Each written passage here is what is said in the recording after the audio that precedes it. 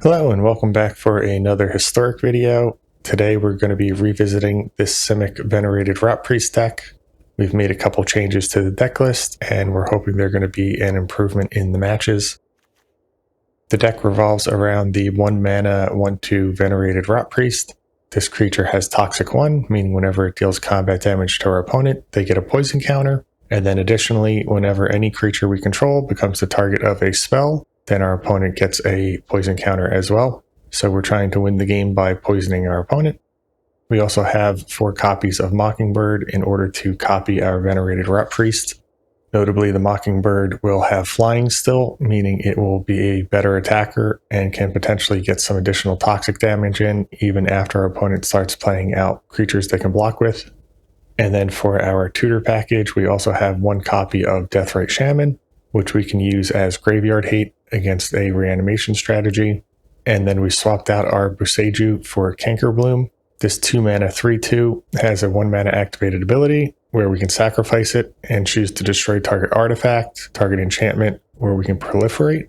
This has the potential to be better than Boseiju because it's tutorable using our tutor package, meaning if our opponent has a lock piece in play, we don't have to randomly draw our single copy of Boseiju. And if we do draw it naturally, we can always use its proliferate ability to get an additional poison counter if we don't need to destroy an artifact or enchantment. When it comes to the tutor package, we're still running 4 copies of Green Sun Zenith. We went down to a single copy of March of Burgeoning Life since it is the weakest of our tutor abilities, relying on a Rotpriest already being in play. And then we still have 2 copies of Invasion of Ikoria. For cards that target our own creatures, we swapped out the 2 copies of Sure Up and added in 4 copies of Secret Identity. This 1 mana instant lets us choose to either make one of our creatures into a 1/1 with hexproof, or we can turn one of our creatures into a 3/4 with flying and vigilance. So this doubles as a protection spell, and we can also use it to push additional toxic damage in the air if the situation calls for it. And that takes us down to Hidden Strings, which was the MVP of the last set of matches. This 2 mana sorcery lets us tap or untap up to 2 target permanents, so it's extremely versatile. We can tap down opponent's blockers, we can target up to 2 of our own Rotpriests, or we can untap some of our lands to continue casting spells, or a combination of those. You could also tap down your opponent's mana to make sure that they don't have any type of interaction up, such as counter spells or combat tricks. And then notably, after you cast Hidden Strings, Decipher ability lets you imprint it underneath one of your creatures. And then every time that creature deals combat damage to your opponent, you get to recast the Hidden Strings for free. This is one of the reasons we added the Secret Identity into the deck, being able to increase the size of our Rotpriest and give it flying. We're hoping that we're able to use this Cipher ability more reliably. Then we're still running 2 copies of Serum Snare. Can be used to protect one of our Rotpriests, or it can be used as a tempo play to bounce one of our opponent's creatures. It also has Proliferate. Sinister Reflections can target up to 2 of our Rotpriests and generate more in our hand. Tandem Takedown can be used as a removal spell, or in the dream scenario, if we have 3 Rotpriests in play, we can target all 3 of them and deal 9 poison damage to our opponent. 1 copy of March of Swirling Mist, which we can use to target any number of Rotpriests that we have on the battlefield. And 4 copies of Tyvar's Stand as a protection spell, and additionally can be used as a combat trick to change the size of our creatures mid-combat. For supporting spells, we still have 2 copies of Experimental Augury, can help us dig and also proliferate.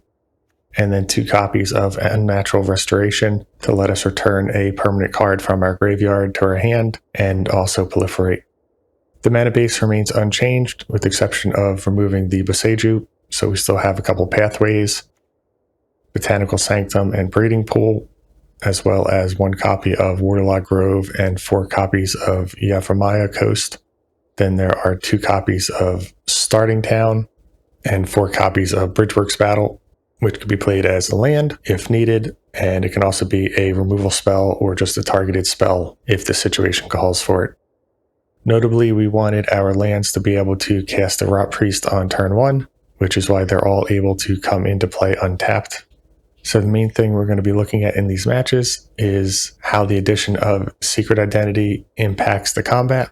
how frequently we are using the flying ability on that card, as well as the utility of Cankerbloom, which we don't expect to have a major impact in most matches, but it is included to try and increase our win percentage. I'm very excited to see how the deck does, and I have high hopes for its performance, today. Before we jump into the gameplay, I'd like to ask you to please like and subscribe the video. It really helps the channel. And without further ado, let's jump into the games. This hand won't do. No Rotpriest, no tutors. This is better.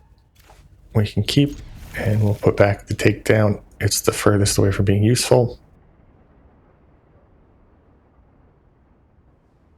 And on the play, I think we are going to run out the Rotpriest. I know we have the Tenebrous stand in hand to protect it next turn, but I'd really like to try and start pushing poison damage.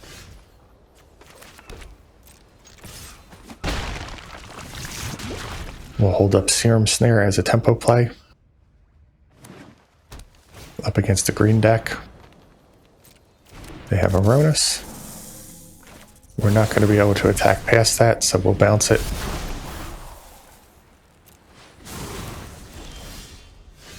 Green sign is good as well. Up against the Devotion deck, we're not expecting any removal spells, so our opponent's going to be in a lot of trouble here. They play the Fanatic back out and a Halfling. So now they could theoretically double block one of our creatures. They could single block both of them. We could Augury, try and hit our land drop. I think we'll do that.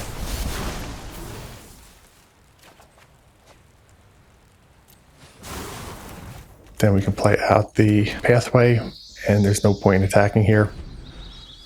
Worst case scenario, our opponent double blocks one of our creatures there, and we just have to burn a Tyvar stand.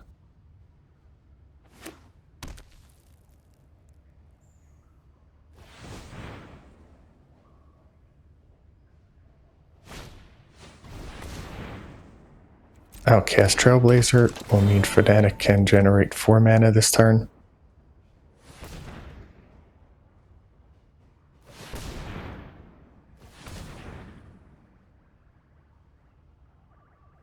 They can play out a 4-drop here and still activate Nyx. Instead they play out Cavalier, so an untapped land still lets them activate the Nyx. 6 mana remaining. Do they have a Storm the Festival as well in hand? Just the Pelucranos. But we are under a bit of pressure here. If we draw into another targeted spell, we should be able to win next turn.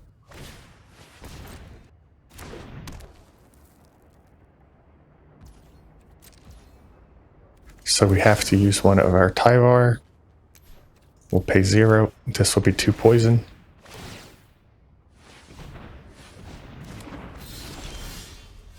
And Hidden String should do it.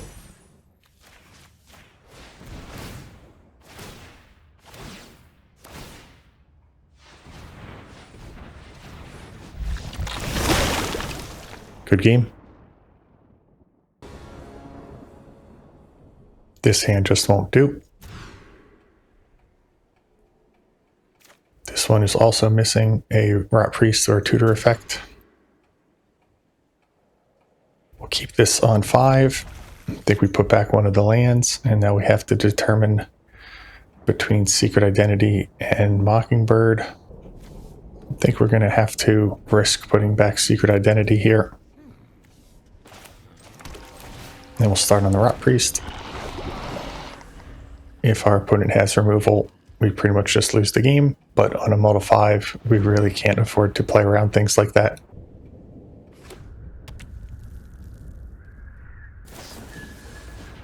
Opponent appears to be on a Reanimator strategy. They have a pretty good opener. The fact that they didn't want their axe is a little concerning.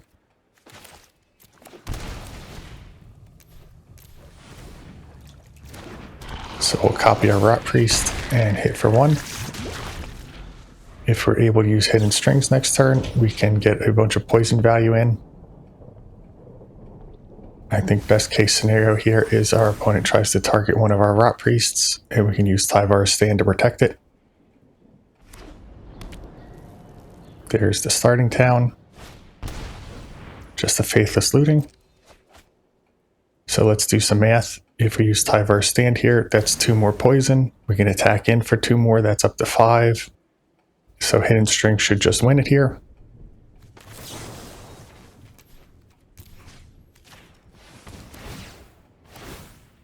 We're also going to get the Cipher ability since our opponent has no blockers.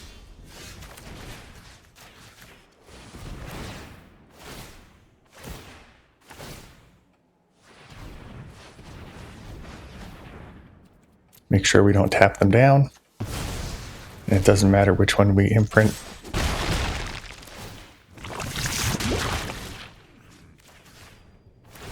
So here's 4 more poison. Good game.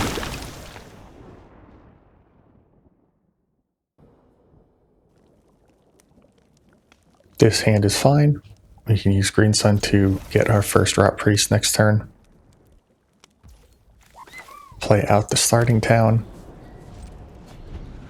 Keep our opponent from knowing what colors we're on. And against the black-red deck, I think we're actually going to hold off a turn. That way we can hold up protection.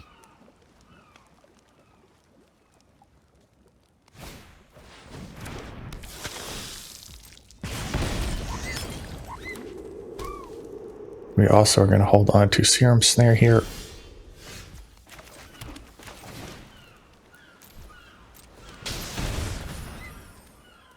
Get our first Rotpriest.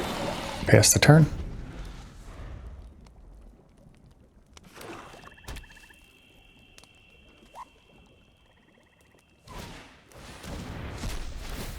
Opponent on a Madness deck.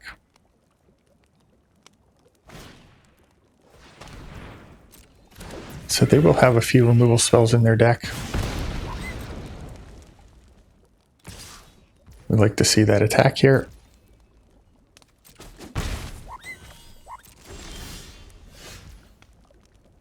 Here we can try and attack in.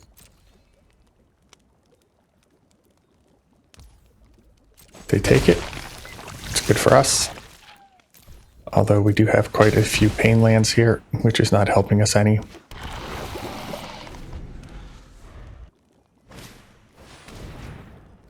Another Grab the Prize, discarding Sneaky Snacker, which will come back. If they don't hold back Kitchen Imp here, we should be able to give them quite a bit of poison next turn. At the same time, our life total is under pressure.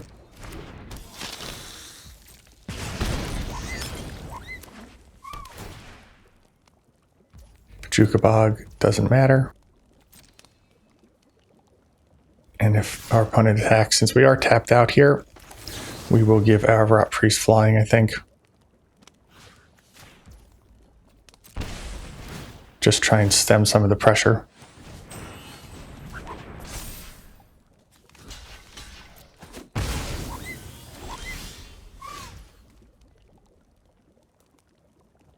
Let's see, if we Hidden Strings, we can tap down both of their creatures, get in for 2.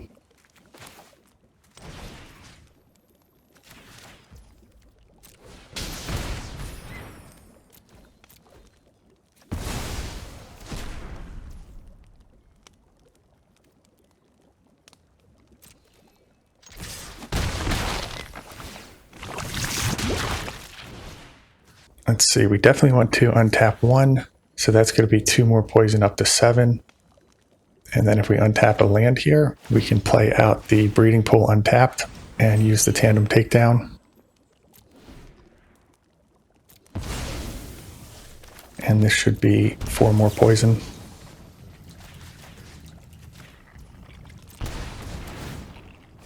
So we managed to beat the Madness deck here. Good game.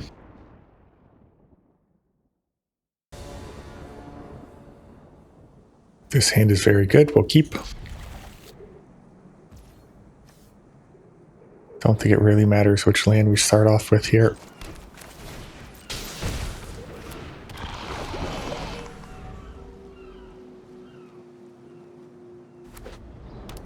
Could be up against a graveyard deck.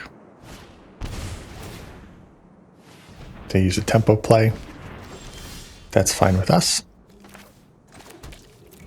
We'll shock ourselves.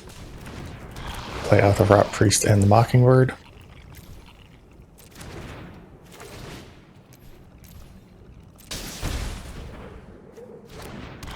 Starting town usually indicates combo. However, a lot of the graveyard decks aren't actually running Boomerang basics. And our opponent just concedes here. So they might have a lot of bounce effects, which are not very useful against our deck.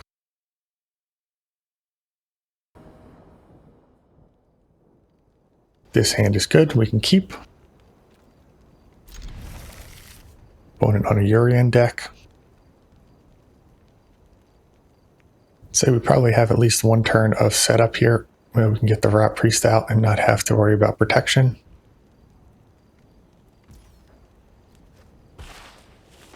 We'll play out the Yavimaya and the Rotpriest.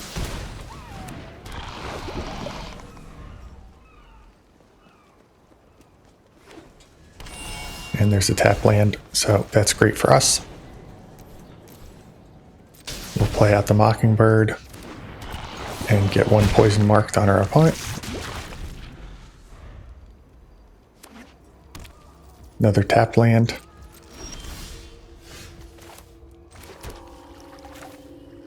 Sanctum is excellent pickup. Say we were going to get 4 poison from hitting strings, another 2 from our attack, and then 4 more poison from the second hidden strings here. So that was going to be lethal, and we had protection to back it up. This was probably the absolute goldfish hand that we could have had.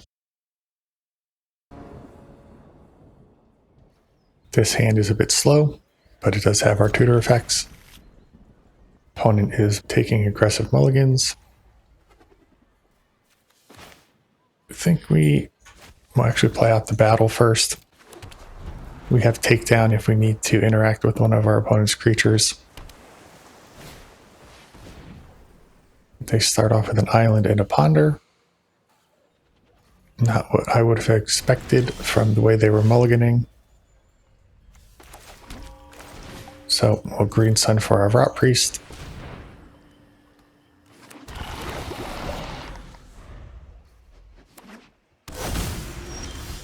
Prismatic Vista. We could try to use the invasion here. We could cast Hidden Strings. I think Hidden Strings is good. So we'll target our Rotpriest and one of our dual lands. See if they want to counter this.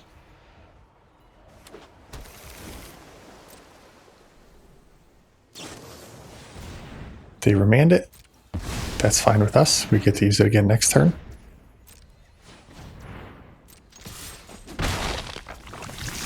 Opponent up to 2 poison.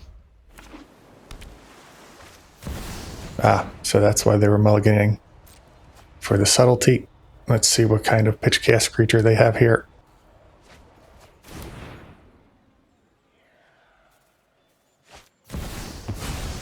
Ureni.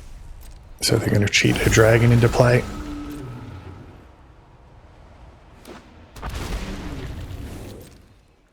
Hoarding Broodlord. Gets a flicker effect for Ureni.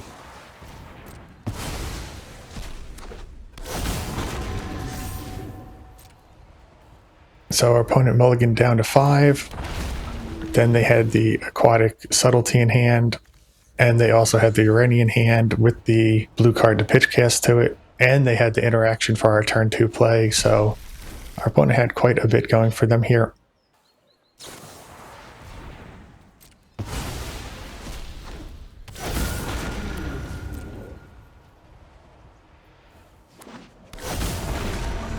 I think they're going to beat us with haste damage, but if they don't, we'll see if we can get 8 poison on them next turn.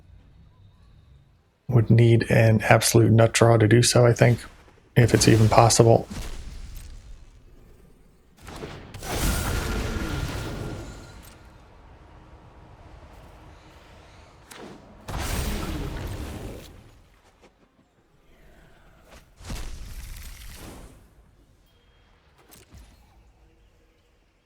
We might as well use our secret identity here.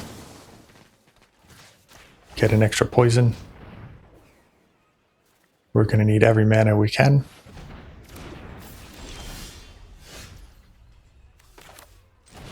We'll start off with Hidden Strings. Need to untap our lands. They have another remand.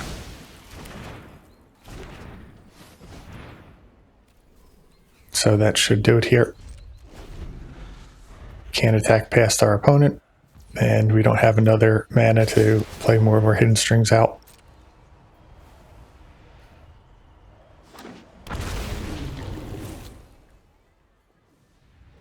Unfortunately, combo is one of the matchups that we're weak against. We don't have a ton of interaction for our opponent, and as I mentioned earlier, they did have the nut draw here. On to the next. This hand is slow but playable. Here we'll start on the starting town. Not give away our colors to our opponent yet.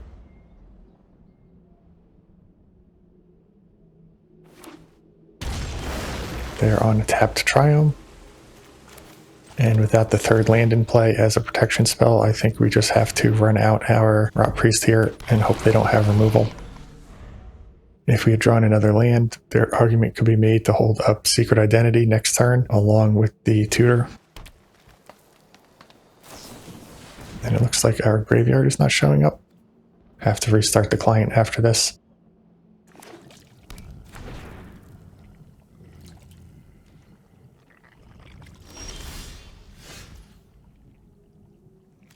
We could use March here. Probably worth it. So we need to pay 2, and we'll exile maybe Restoration from our hand.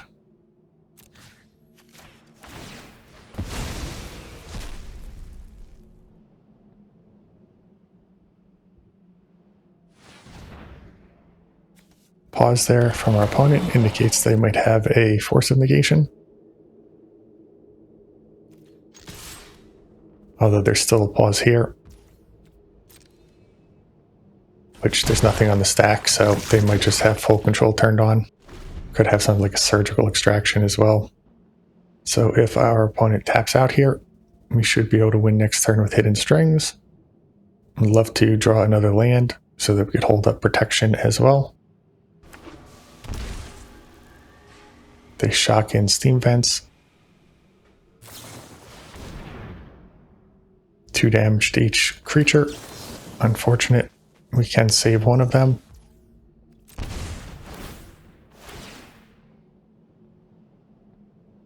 I should say we can attempt to save. We don't know if our spell's resolved yet.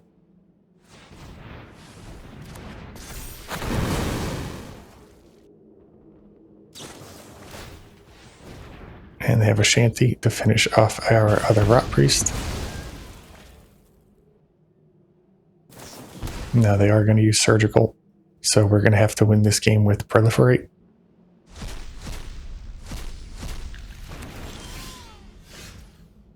Might as well Green Sun here.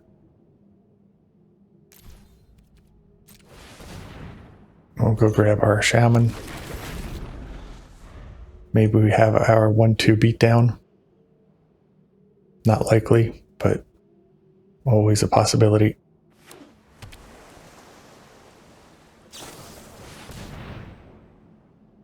Memory Deluge. Secret Identity, not the best. Let's see, we can Hidden Strings, tap down their Triome, untap one of our lands. If our opponent is not familiar with the Cipher ability, they might not fire off a removal spell on the Deathrite Shaman. So we get the imprint here. Then we'll attack in. And we can untap our shaman and our starting town. Another pause from our opponent. They might have another surgical extraction. Our opponent appears to have disconnected. We'll untap both. Then we can pass the turn.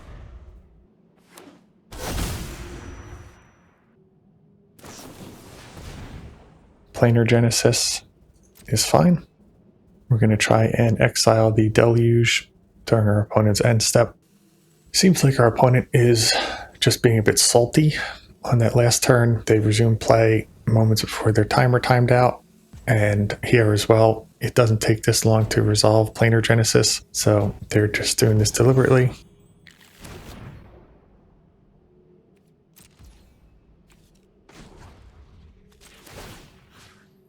We'll take the Deluge.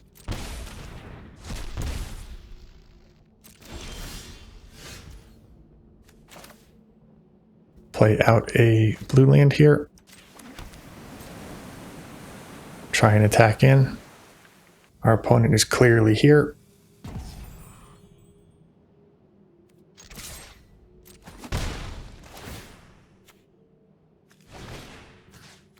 We'll untap our shaman.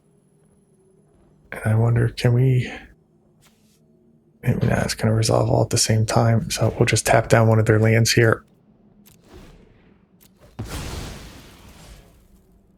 And then since we're not going to play the invasion, we might as well exile a card from their graveyard now, just in case it matters. And I think the one we want to take is the Shanty. That way, if they have some way to shuffle their graveyard into their deck, they don't get these chorus cards back.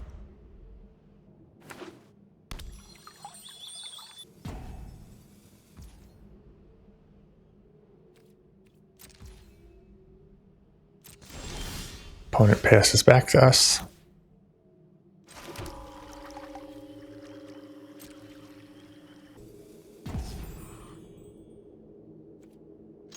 We'll swing for one. Then we can untap our own cards here.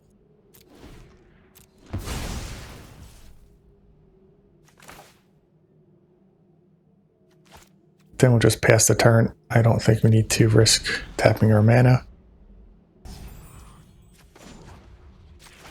We'll exile another card from their graveyard. Fire Magic is fine.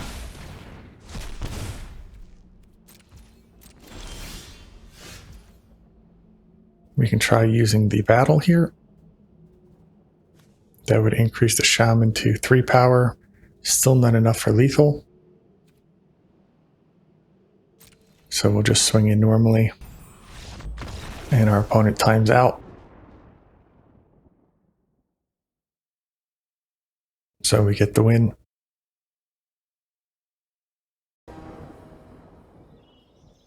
This hand won't do. This is better. And I think we'll put back the takedown. Here we will lead on our Deathrite Shaman. We can hold up protection on turn 2 for the Rotpriest, and then the Shaman can act as graveyard hate if needed. Good way to pick off that Cauldron Familiar. So we'll just play out the Rotpriest and pass.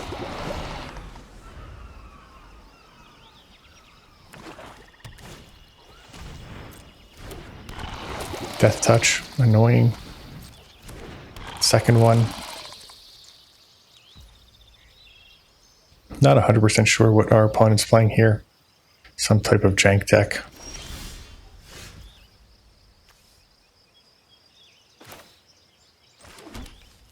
We're going to be cycling the Waterlog Grove.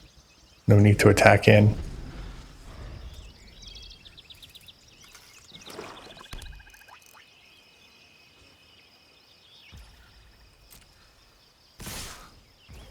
They attack in with everything. We'll take the trade with the cat.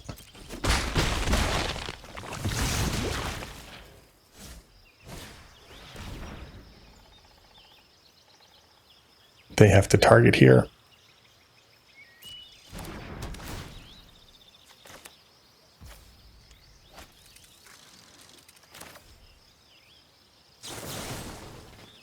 I think we use the secret identity. Well, secret identity will kill our Rotpriest. That's unfortunate. We'll phase out both of our creatures. If they have another removal spell, we're going to just lose the game. But that seems to have worked.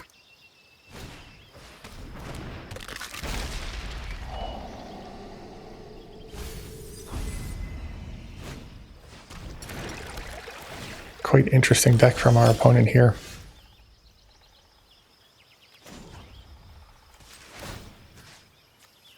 We can eat their cat next turn. I think this targets as well. Yep, that's a target.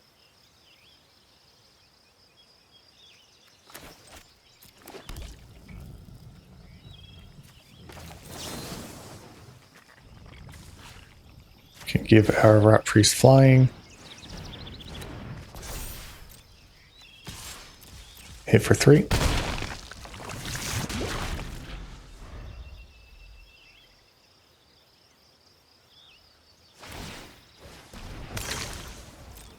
They cycle through a land. And they have a Cecil. So it's likely they're using the Skull Dweller more for the Death Touch than for the poison. We can block 1.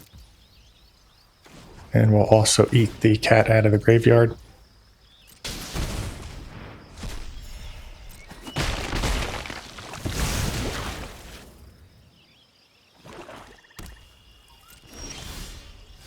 Green Sun is a great pickup.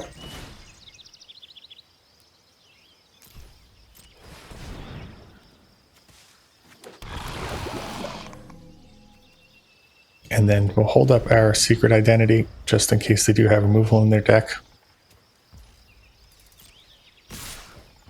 No block.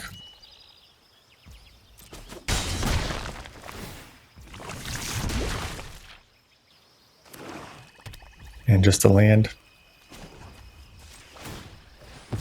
So now we finally get to cycle the Waterlogged Grove. March.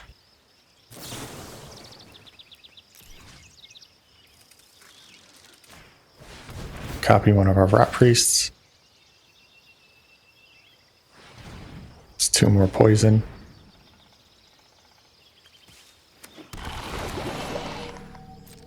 We can hit for 1 more here, and then next turn we should be able to win with the secret identity.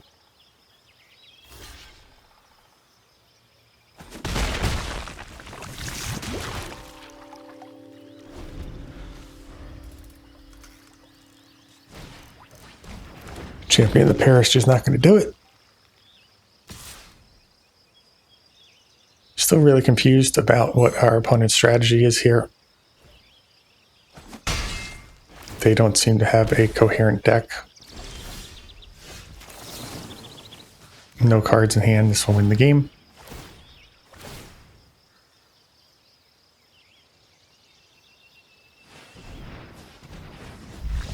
On to the next.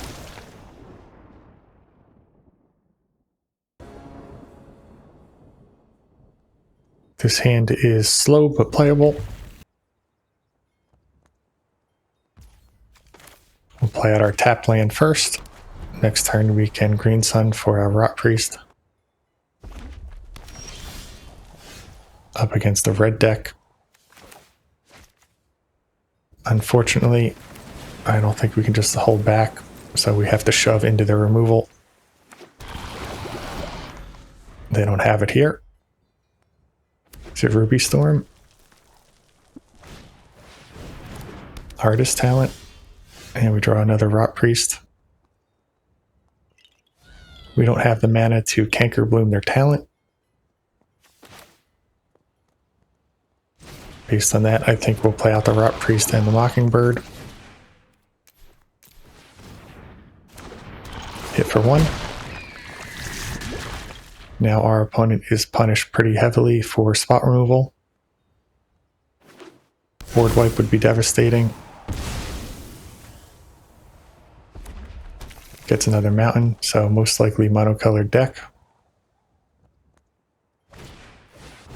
And there's Bergie, so it is a storm deck. Well, they're probably just dead here. Hidden Strings, tap down their blocker.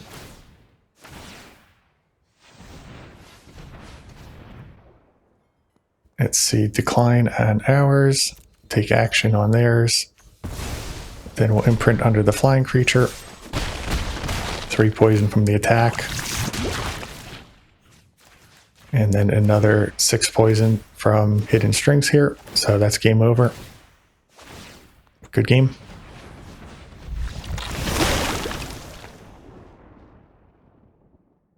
Okay, so there you have the deck. Similar to last time, Hidden Strings just absolutely dominated in the matchups. And also the addition of Secret Identity did come in handy, granting our creature flying in multiple of the matchups, allowing us to push additional poison. Between the 2 sets of games, I don't think we really found ourselves reaching for Deathrite Shaman or Cankerbloom in any of the matchups as they're intended to disrupt the graveyard or remove a lock piece. Based on that, you might even consider just trimming them and adding in some additional protection spells or proliferate. Your win percentage in best of 1 probably is not going to be impacted significantly due to that. As you saw in the gameplay, once we're able to get multiple copies of Rotpriest onto the battlefield, it becomes fairly trivial to win the game. Let me know in the comments below what card you would add to the deck to try and improve it. As always, thank you for watching. Please like and subscribe for more content.